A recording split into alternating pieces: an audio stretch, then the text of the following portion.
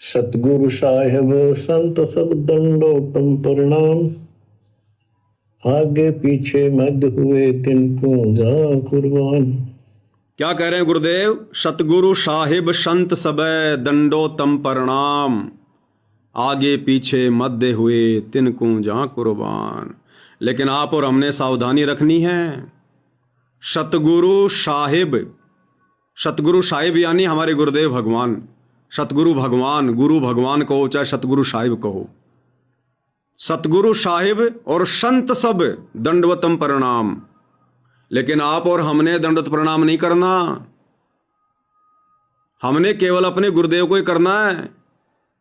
अन्य जितने भी संत महात्मा हुए हैं, तत्वदर्शी संत हुए हैं, जैसे गरीबदास जी के रूप में, या 650 साल पहले दाढ़ी मूछ वाले रूप में, या बीच बीच में मान लो और किसी रूप में, हमने किसी को भी दंडवत प्रणाम नहीं करना है, उनकी फोटोओं को, उनकी तस्वीरों को। क्योंकि आप और हम वर्तमान कलयुग की बिचली पीढ़ी में मोक्ष के प्राइम टाइम में पैदा हैं। ध्यान देना, ये वाणी आज से 300 साल पहले आदरणीय गरीबदास जी ने बोली थी, और इस वाणी के माध्यम से गरीबदास जी आदेश अपने भक्तों को दे रहे हैं, जो भगत 300 साल पहले उनकी शरण में थे। क्योंकि गरीबदास जी के समय मोक्ष का प्राइम टाइम नहीं था। गरीबदास जी ने किसी भी तरह से आत्माओं के अंदर श्रद्धा पैदा करके इस भक्ति मार्ग पर लगा के रखना था।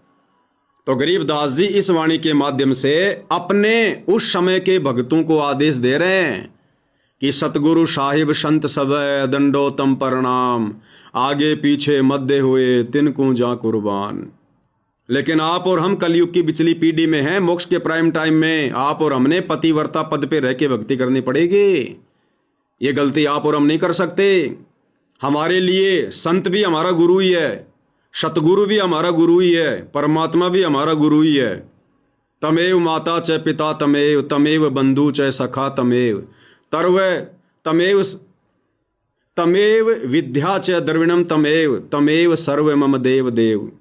साधु माई बाप हैं, साधु भाई बंद, साधु मिलावे राम से काटे यम के फंद। तो ये गलती आप और हमने नहीं करनी है। ये वाणी गरीबदास जी ने अपने उस समय के शिष्यों के लिए बोली है। सतगुरु साहेब संत सब दंडोतम प्रणाम। आगे पीछे मध्य हुए तिनको जा कुर्बान। आगे क्या कह रहे हैं, ध्यान से सुनिए।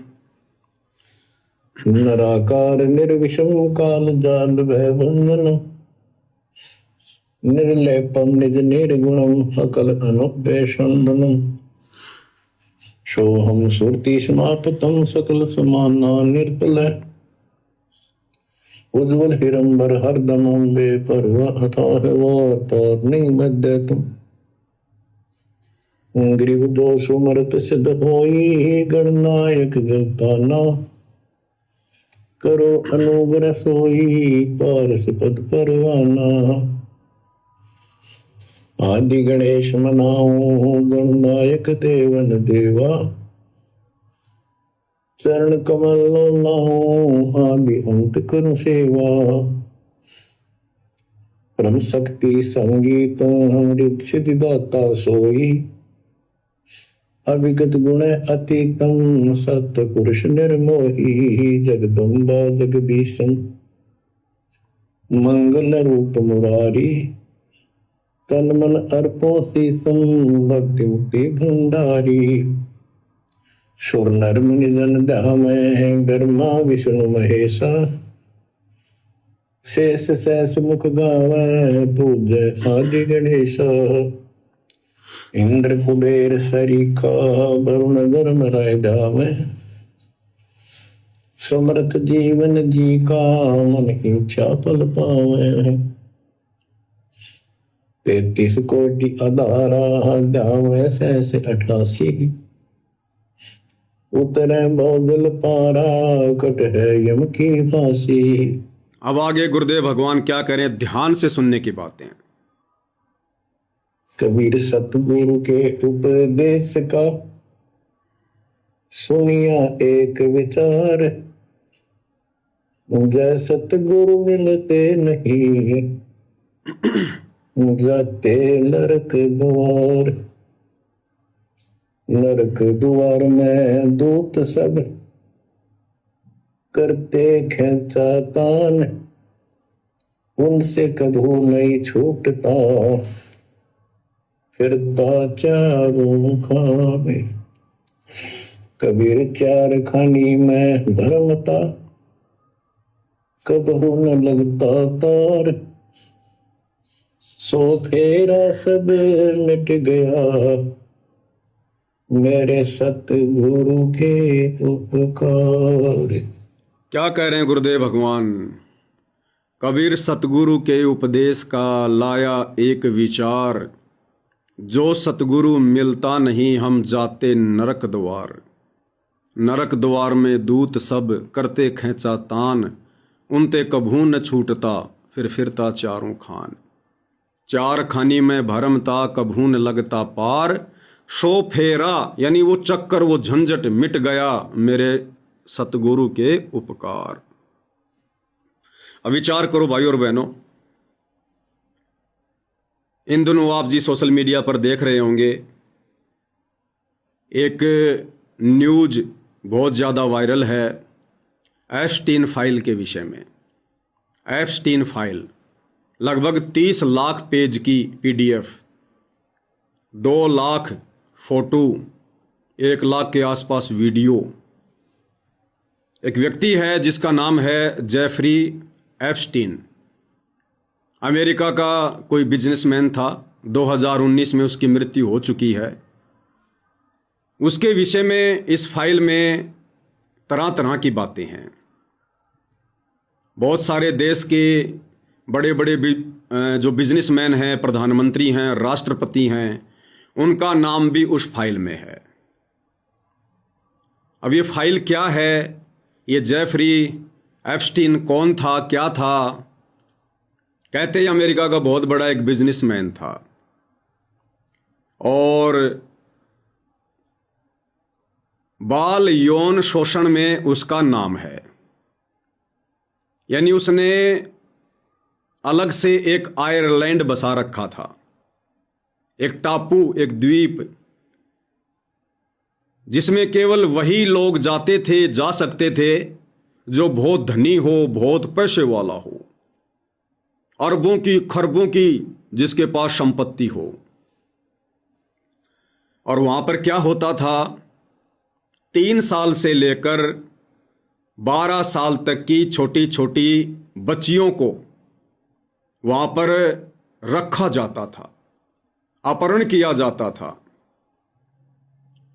और उन छोटे छोटे उन बच्चों के साथ में, उन बच्चियों के साथ में हैवानियत की हदें पार की जाती थी, उनका यौन शोषण किया जाता था, उन्हें डराया जाता था, जिंदा मारा जाता था, उनके अंग काटे जाते थे डरा डरा के। क्योंकि उस फाइल में बताया जाता है कि इस प्रकार से उन बच्चों को, छोटे छोटे बच्चों को डरा डरा के जब उनको मारा जाता था तो उनके खून में कोई एक ऐसा केमिकल ऑटोमेटिक हो जाता था जिस खून को पीने से फिर उनकी जो आयु है वो बढ़ती है, शारीरिक संभोग करने की सेक्सुअल जो पावर है वो बढ़ती है, और फिर उनको पका के उनका मांस खाया जाता था। बहुत सारे वीडियो भी सोशल मीडिया पर वायरल हो रहे हैं। यानी हैवानियत की हदें पार। अमेरिका समेत बहुत सारे देशों में वहां के बड़े बड़े लोगों के खिलाफ उस फाइल में नाम आने के बाद बड़े बड़े धरने और प्रदर्शन हो रहे हैं। भाई और बहनों, देश दुनिया में इस प्रकार की घटनाएं अक्सर घटित होती रहती हैं, लेकिन तत्व ज्ञान के अभाव में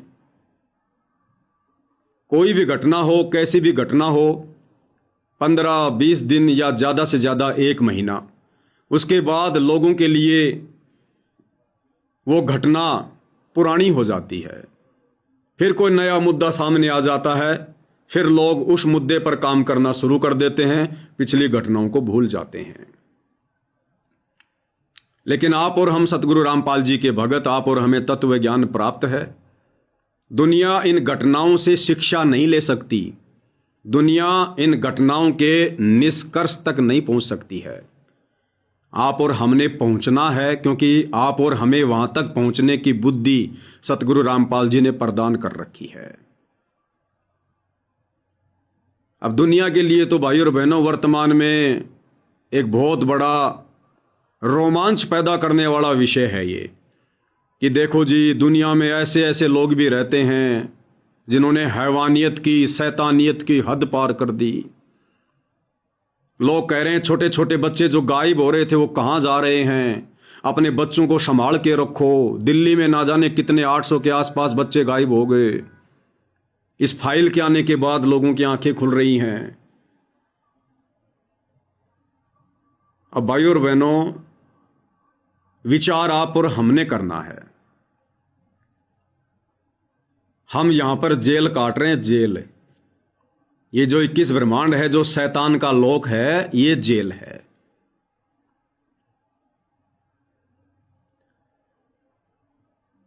इस प्रकार की ये दरिंदगी जो उस जेफरी एप्स्टीन ने की, जिसके आज खुलासे हो रहे हैं, वो दरिंदगी जो केवल शैतान कर सकता है।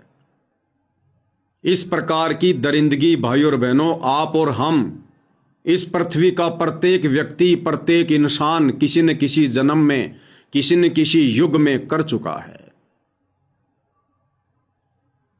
और जिस प्रकार से वो छोटे छोटे बच्चे जिनका अपहरण करके वहां पर ले जाया जाता था, उनके साथ में ऐसी शैतानियत की जाती थी, हैवानियत की जाती थी, डरा डरा के जिंदा मारा जाता था, फिर उनका खून पिया जाता था। और उस खून की कीमत कितनी बताई है? 1 लीटर खून की कीमत 18,000 करोड़ रुपए।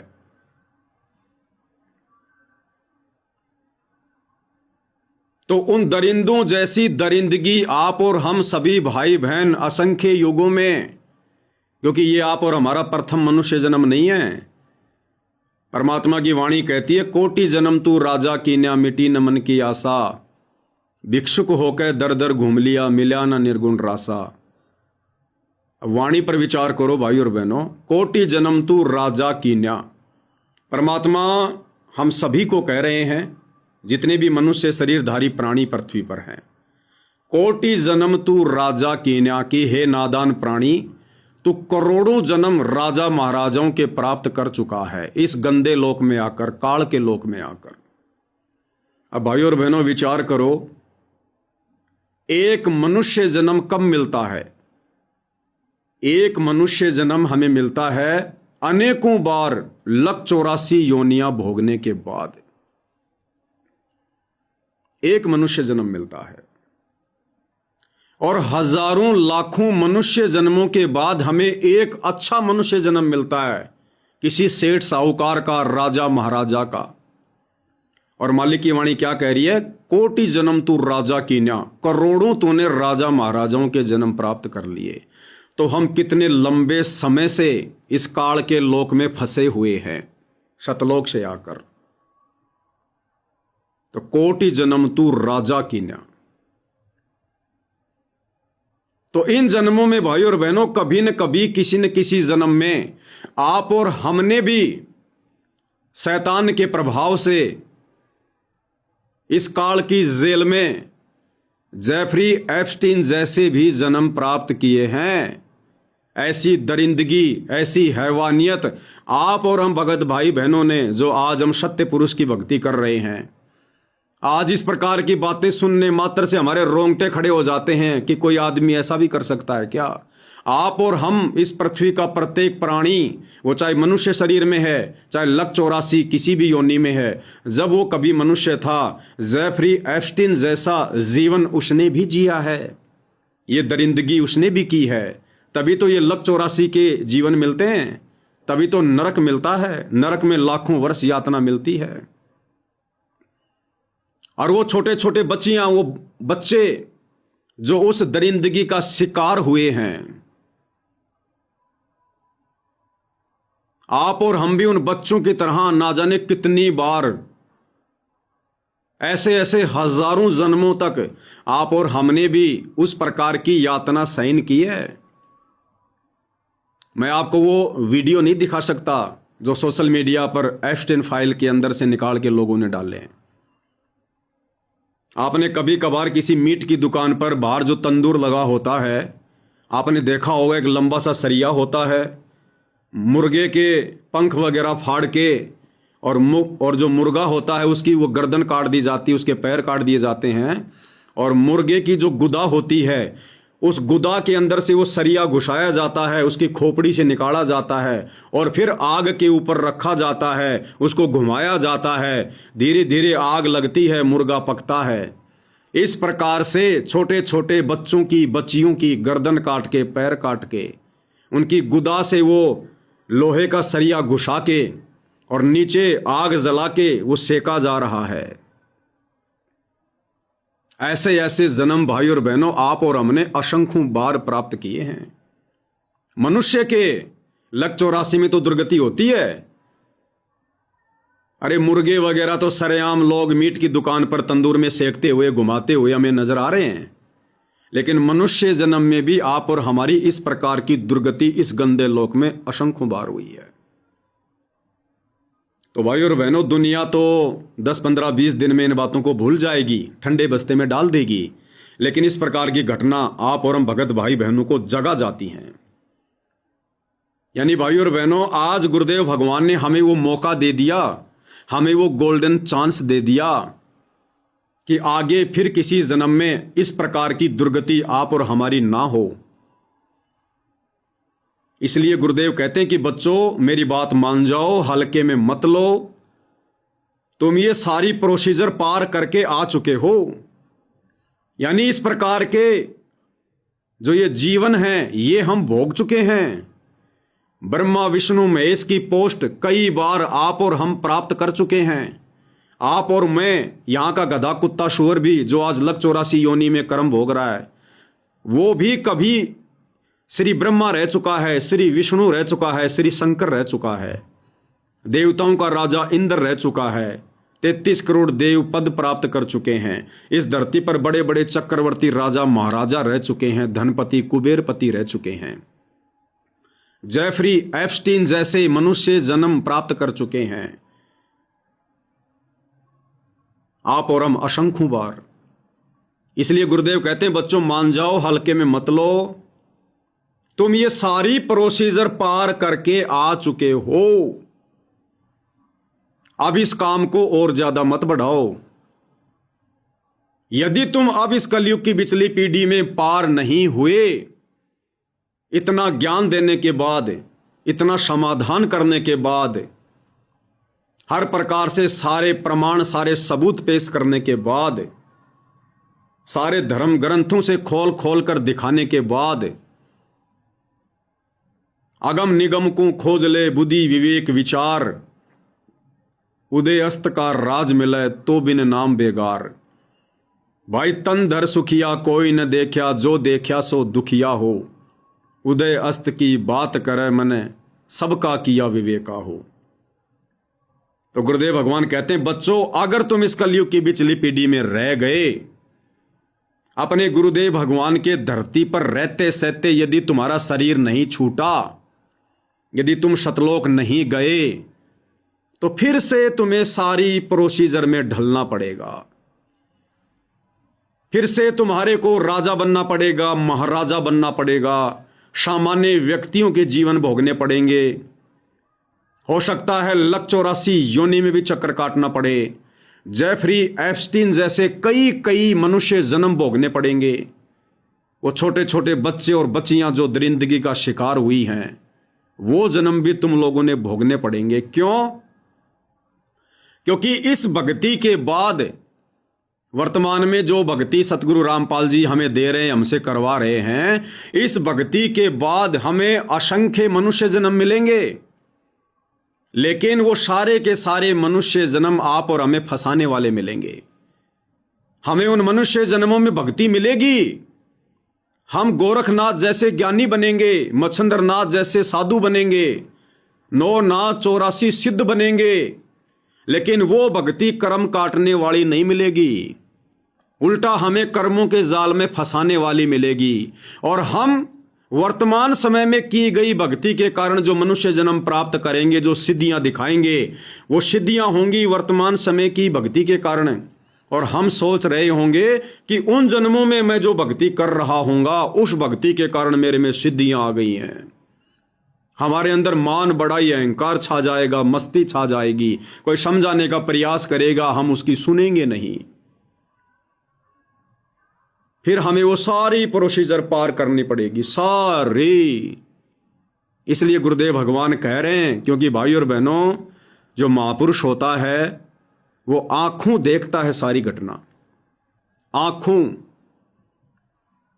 जैसे जब राजा युधिष्ठिर ने अश्वमेध यज्ञ किया था, तो परमात्मा कबीर जी ने श्री कृष्ण जी को अपनी शक्ति दी, और श्री कृष्ण जी ने युधिष्ठिर को वहां सामने बैठे हुए बड़े बड़े साधु संत महात्मा 9 नाथ 84 सिद्ध, उन सब के जीवन दिखाए थे कि देख युधिष्ठिर, इनके अगले जन्म क्या होंगे।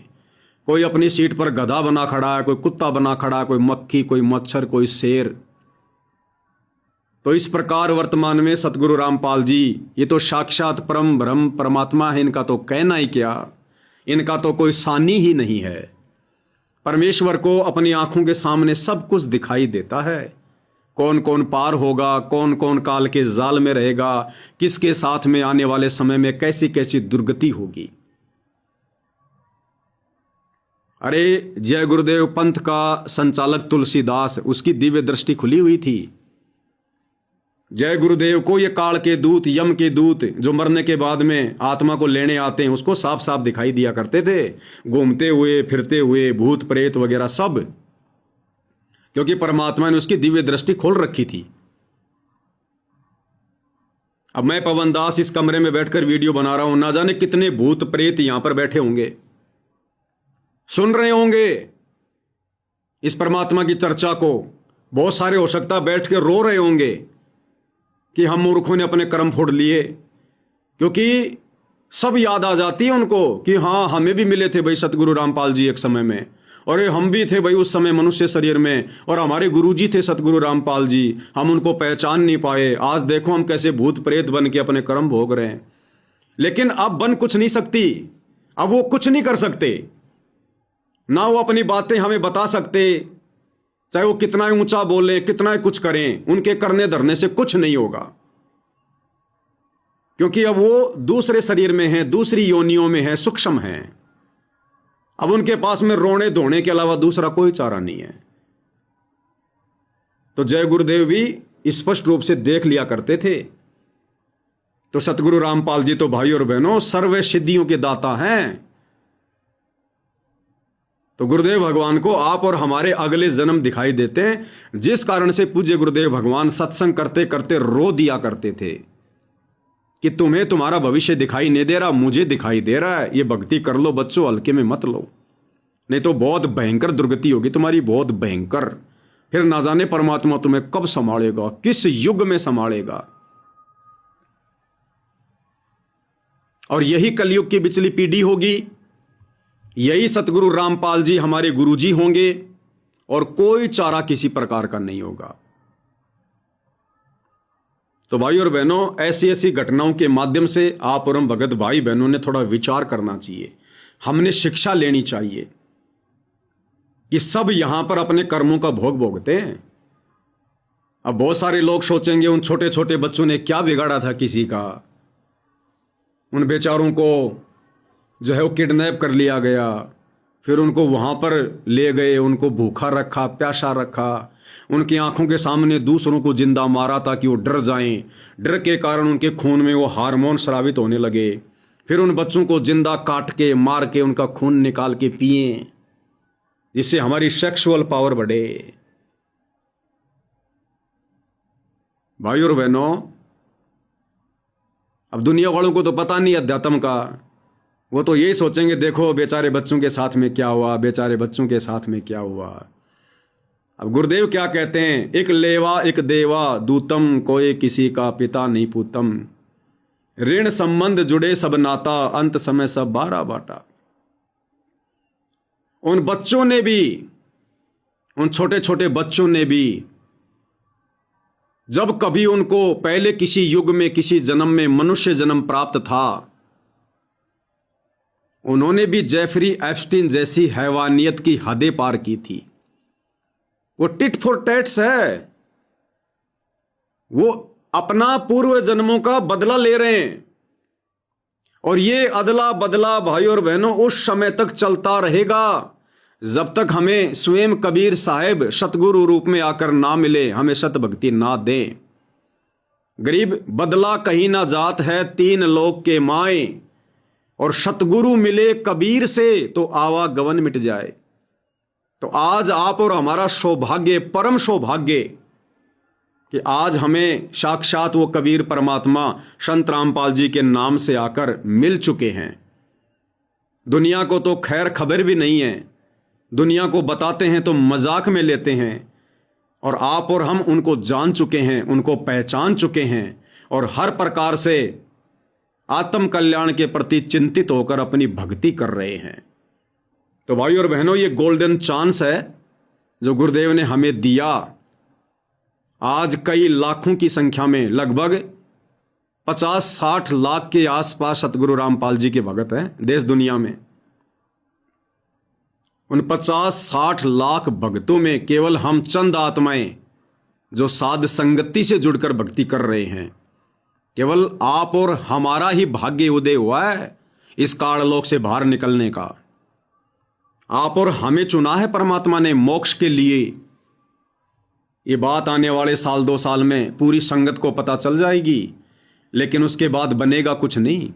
कोशिश बहुत करेंगे, साथ संगति से भी जुड़ेंगे, ये वीडियो भी देखेंगे जो आज गालियां निकाल रहे हैं, लेकिन भाई और बहनों वो फिर पकड़ नहीं कर पाएंगे जो पकड़ परमात्मा ने पिछले कई वर्षों से साथ संगति से जोड़कर आप और हमसे करवा दी है। तो वर्तमान साथ संगति से जुड़े भाई बहनों का परम सौभाग्य है।